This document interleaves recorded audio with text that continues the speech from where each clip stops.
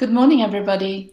Welcome to today's 1 million by 1 million rendezvous, online rendezvous. I am coming to you live from Silicon Valley, California. Sramana Mitra, CEO of 1 million by 1 million. As you know, 1 million by 1 million is the first and only global virtual accelerator for technology startups in the world. Our mission is to help 1 million entrepreneurs reach $1 million and beyond in annual revenue. And we operate completely 100% virtually and 100% globally. So in this pandemic, our workflow hasn't changed, and we've tried to remain as consistent as possible. So we have come to you live through the last 2 months that we have been in lockdown every week on these sessions. And if you are interested in getting my feedback for your project, for your particular startup or a startup that you're thinking about launching, you can do so at our 1 million by 1 million online strategy roundtables. These are free mentoring sessions that happen every Thursday morning, and those happen over WebEx. So it's a synchronous event where you can dial into and participate. These also have been happening on a weekly basis since 2008. So we've done, almost close to 500 such events. And you're very welcome to bring your project, and it's a safe working session. I'll be delighted to work with you. To register for one of those, please go to our website and go to the free public roundtable page, and you can register there to book a slot. Maureen will work with you to find your slot. In these sessions, what we call the online rendezvous, and we are coming to you live now from LinkedIn Live, Facebook Live, as well as Twitter Live. These sessions are primarily done in a Q&A format. So I will answer a bunch of questions that we have collected from different sources. And in the meantime, while you're participating, please feel free to ask questions. Ask as many questions as you would like to. And I will make sure that either after the session, I go and answer those questions. And if those questions warrant a larger answer, we will pick it up and incorporate it into our next one of our upcoming sessions. Okay, with that, let me start going to the first question today. And the first question is, which segments of the economy should be opened up and kept open during the COVID-19 lockdown? Well, I think there is a tremendous amount of nervousness and jitter and impatience, restlessness at the moment. People want to see the economy open up, and people are having cabin fever and this and that. So there's a lot of questions around opening up from this lockdown. I will say this, the bulk of the research that I find credible, and when in doubt, I go to Bill Gates, who has been studying pandemics for a long, long time, and in 2015 had predicted a situation like this. Bill Gates' opinion is that we should remain locked down till the end of May or mid-June, so that we do have to do the lockdown only once and not have a stop and go situation that we open up and then lockdown again, open up, lockdown again. So, however, there are portions of the economy that need to remain open. Food production and the food supply chain obviously is one of them. Healthcare and the medical supply chain is another one. These are the two biggest ones that do need to stay open. That's, obviously we're not going to open hotels, we're not going to open restaurants yet. We're definitely for a long time not going to open big events, but I think food and medical supplies are going to open up are going to remain open. Actually, they have remained open all along. You know, there is another thing that you should take into account as you are thinking through your particular set of choices. If you are, presumably, if you're following me, most likely you are in the technology industry, wherever in the world you are, but you are a digital person. Somehow you work in the digital ecosystem. I don't think large companies are planning to go back to work from the office mode anytime soon. Even after some more opening up happens in the rest of the economy, our part of the economy most likely is going to remain in work from home mode for the foreseeable future.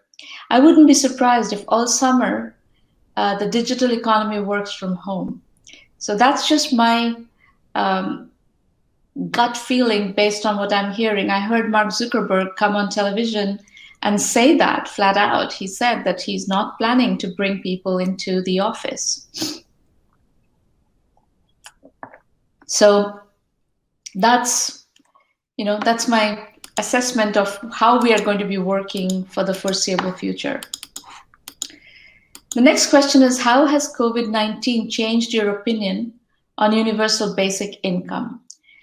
Well, I actually have been of the opinion that universal basic income needs to be considered and needs to be factored in as part of strategy for a long time. And the way I came to that conclusion was in thinking through what's happening in the automation, in very, very super aggressive automation. So from my point of view, universal basic income is the only way we can deal with massive displacement in the automation economy. So we are going to see, most likely, a big shuffling around, shifting around in the manufacturing supply chains. We are going to see a lot of factory automation. Global factory automation is going to go through the roof. Warehouse automation, supply chain automation, all these are going to go through the roof. E-commerce obviously is going through the roof. Retail, all the retail jobs are going away as well. So all this is going to create levels of unemployment that in any case was staggering. So this was already in the cards. Before COVID, this was already in the cards. And we were looking at 50, 60 million, 100 million people being unemployed even before COVID in the next, couple of decades. Now comes COVID, and this whole thing goes into an accelerated time frame, and we have an economic crisis on top of that. So what is going to happen to all these displaced people, all these people who have lost their livelihoods? There is much else that we can do besides universal basic income right now to mitigate the suffering of all these people. And that is the unfortunate reality of the current situation. The next question is, when will the COVID virus end? I fully understand that you're all trying to figure out how this is going to impact your livelihoods, absolutely. Also your startups, when do buying cycles open up? When can you do product launches, etc.? So we do need to have a bit of an idea about how long do we need to keep going with this kind of a limited economy situation. Unfortunately, the only thing that can decisively clear the world of coronavirus is a vaccine. And from everything that I have seen, a vaccine is not going to be available until the end of 2021. Because first we have to find a vaccine. There are 100 vaccine projects, research projects going on right now. Those are at various stages of different kinds of trials, animal trials, human trials, etc. It's going to take 18 months for all that to sort out and figure out which ones may be effective. And then comes manufacturing.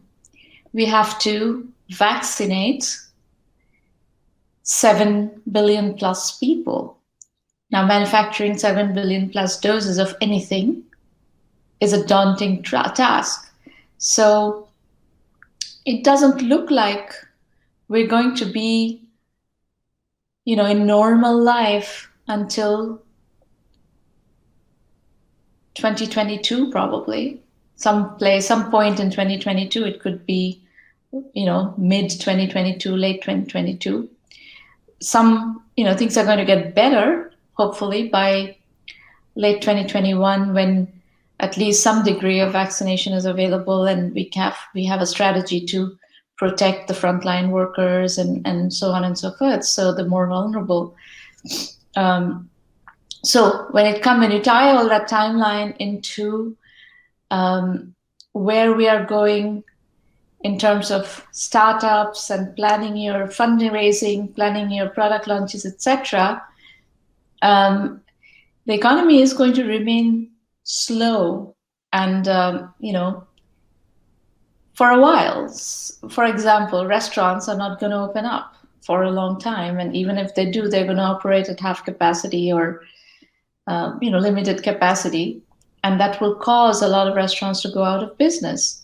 So to the extent that you are, part of the digital economy that caters to some of these small businesses, this is a very precarious time. Marketing budgets, for instance, if you are in the MarTech space, for example, or you manage ad campaigns, MarTech, to the extent MarTech manages technology for advertising management, advertising spend, etc. And if your revenue model is taking a percentage, a cut out of ad spend, that sector of the economy is going to do very poorly because people are cutting marketing spends big time right now. So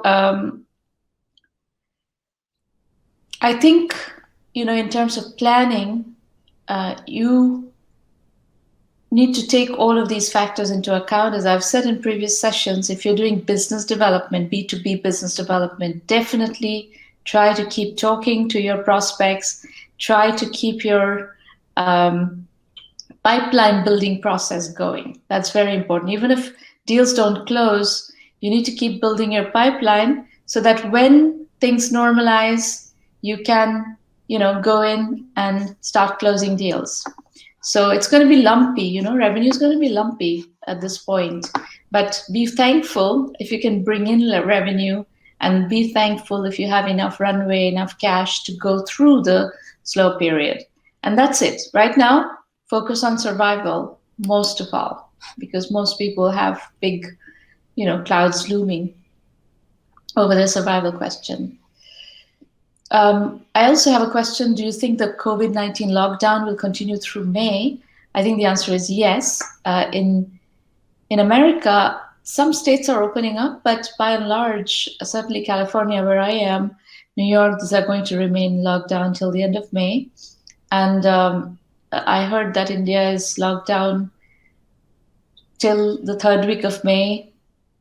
So it's, I think it's reasonable to think that we are going to remain locked down through May.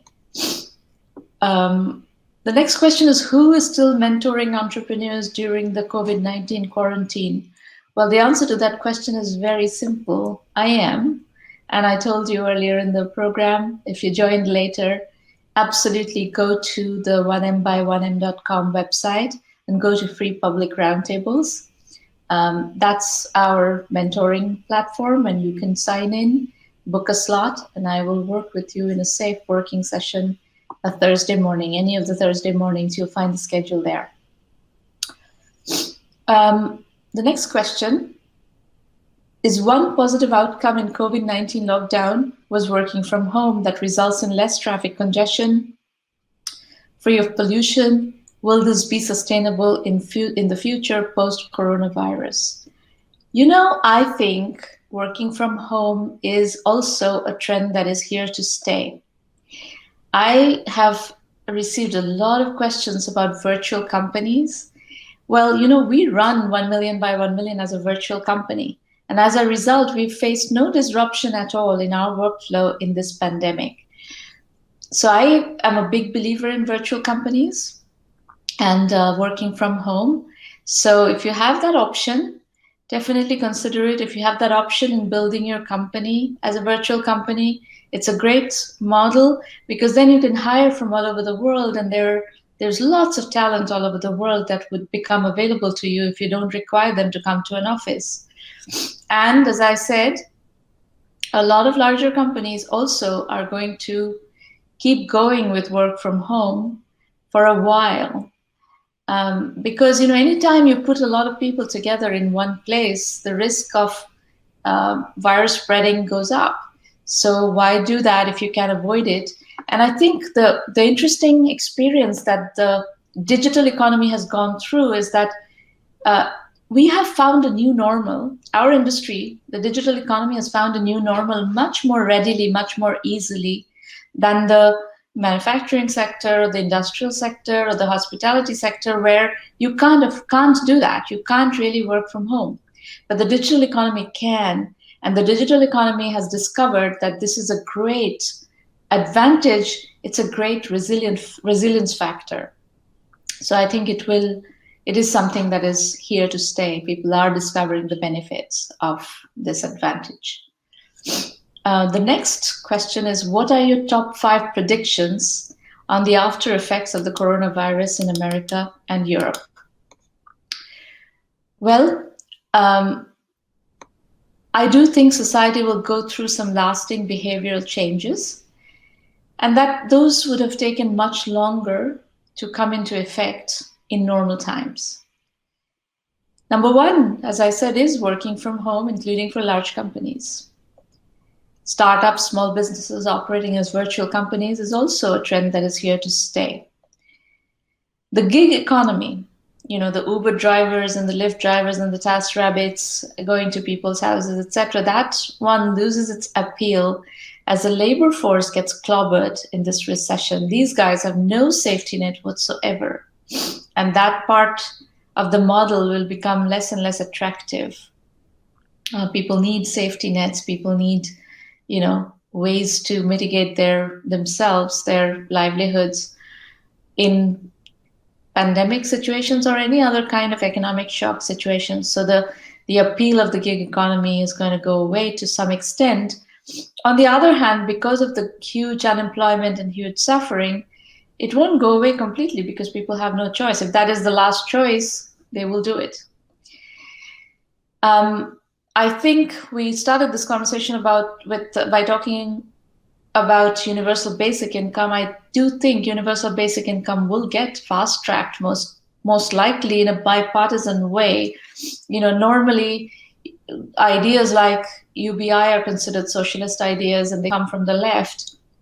But remember the stimulus checks, the $1,200 stimulus checks in America that has gone to every citizen who is in the tax system has been authorized by a bipartisan Congress.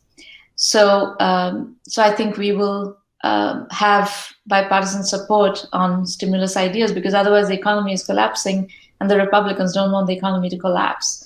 So both Democrats and Republicans want ideas like UBI to be fast-tracked, potentially. The other one is universal health care. That's something that has been a matter of a lot of debate, but right now, at the wake of this pandemic, people are realizing that if you don't provide a healthcare safety net for the broader population for common good, then the well-being of the entire society and entire economy is jeopardized.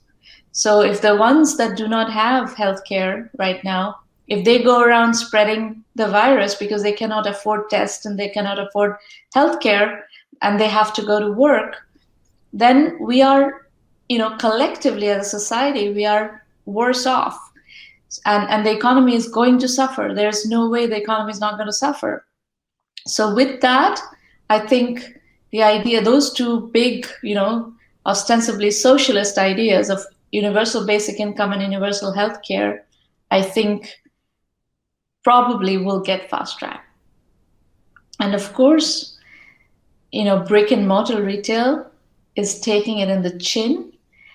We are seeing an incredible shift right now to electronic commerce, and that is going to continue. There is no way that is not going to continue.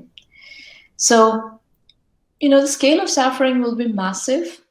We could get to 30% unemployment.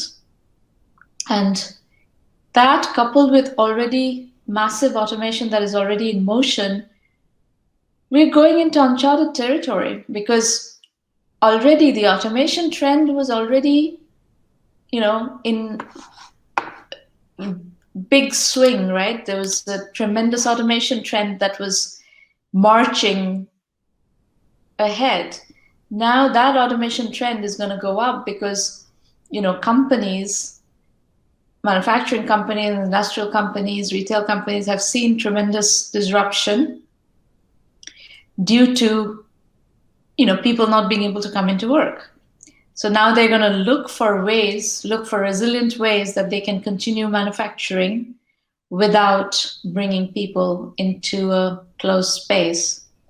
And I think the automation trend is going to go absolutely crazy after the virus.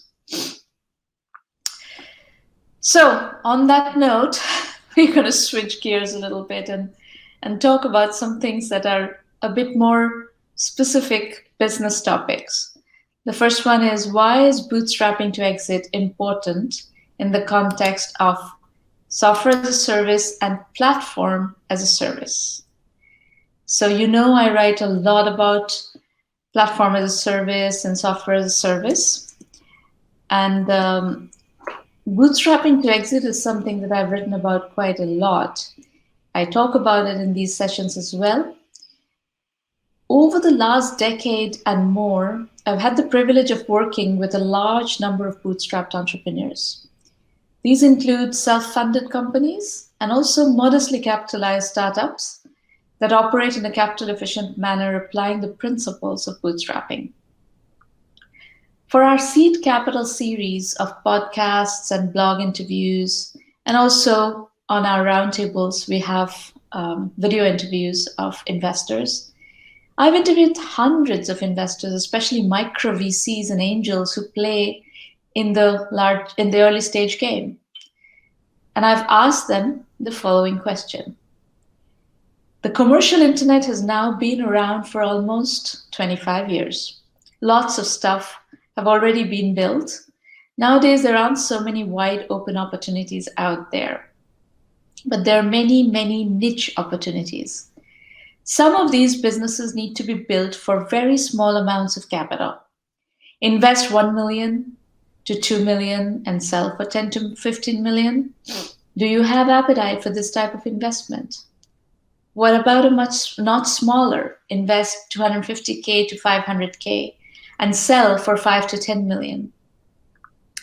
What about a notch larger? Invest 5 to 10 million and sell for 50 to 60 million.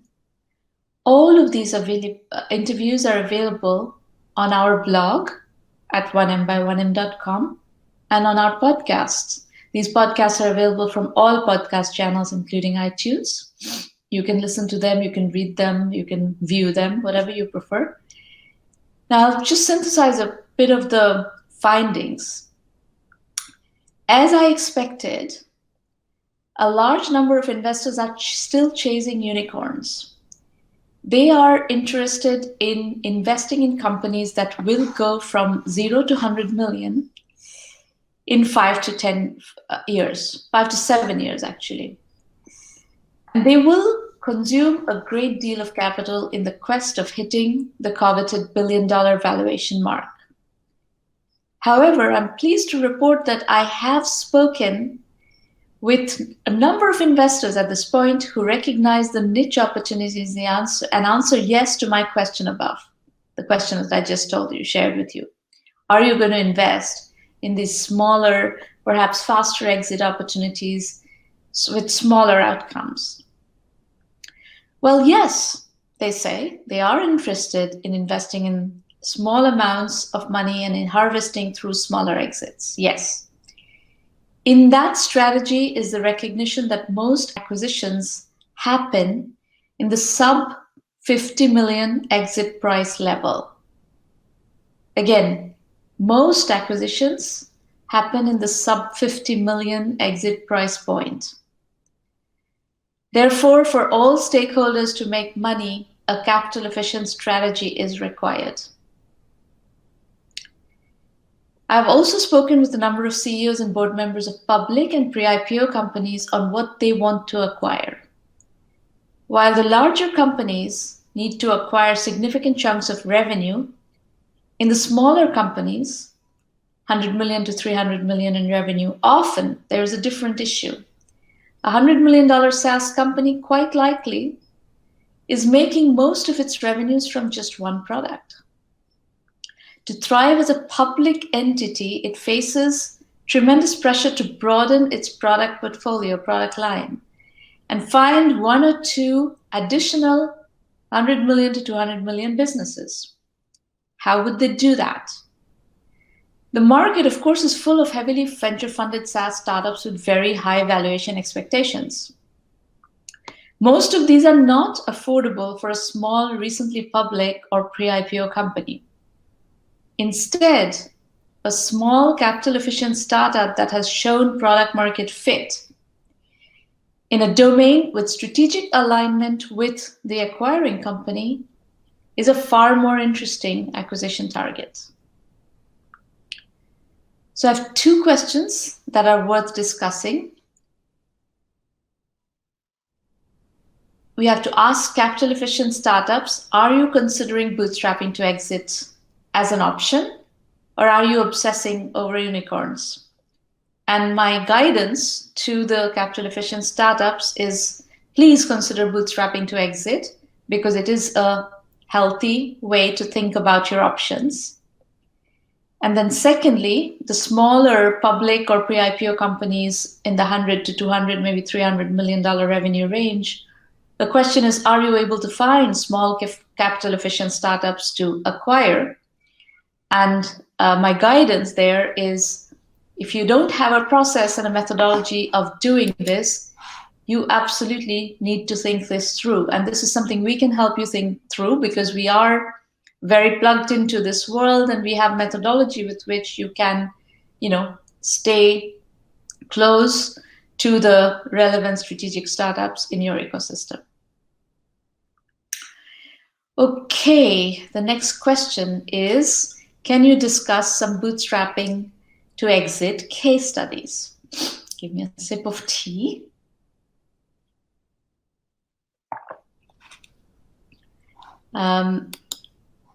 So thankfully, bootstrapping to exit is happening a lot right now. And there are lots of case studies around. One of the companies that we like to talk about in this context is Freshworks. Freshworks started life as Freshdesk. And actually, they were incubated at the very beginning within 1 million by 1 million. So we followed very closely the first 3 years of their journey, and I continue to cover them because they're an important company, especially for India. They're one of the first major SaaS companies to really hit international scale stride. And, before the pandemic, they were actually getting ready to go public relatively soon. We will see what happens. The market is not quite IPO friendly at the moment, but it will open up, I think. So Freshworks has acquired 9 capital efficient startups, and all 9 have been for small amounts of capital, small exit prices. They acquired cloud-based video collaboration platform OneClick in 2015. It was founded in 2012. So, just a 3-year journey for a small company. funded by Bloom Ventures and the Chennai Angels in 2014, small capital. Online social discovery platform Frilip was acquired in 2015, also by Freshworks. It was founded in 2012, and they had only raised $500,000 in funding from angel investors, including the CEO of Freshworks, Girish Mathrubootham. In August 2014, they raised the money, and they were acquired in 15. They also had about 100,000 users. There's another company called Conator, which was acquired in 2015 by Freshworks, founded in 2013, and had raised just 155,000 seed capital from Accel Partners, Qualcomm Ventures, and Target Accelerator. That platform supported more than 40 million users. So, again, these are very, very capital efficient companies. Framebench, online collaboration, that was acquired in 2016 by Freshdesk, founded in 2012. Seed capital was from Bloom Ventures and some angels. It had 17,000 customers. Small revenue, very, very small amount of revenue, about $16,000. It's a very small team, probably 10 people team. So you can look through my writings. I have covered this topic in a lot of depth. Rather than rattling all these names, you can go look at this article. Freshdesk acquires 9 startups, capital efficient startups, and you'll get a deeper perspective on what that is, or what those startups are. So I think I'm going to stop there for today in terms of questions. I will point you again to those who are wondering how to get mentoring and guidance on your startup projects. I'm very happy to work with you in one of our free public roundtables. Go to the website 1m1m.com and go sign up for one of the roundtables, and I will be happy to work with you. I want to give you one other pointer.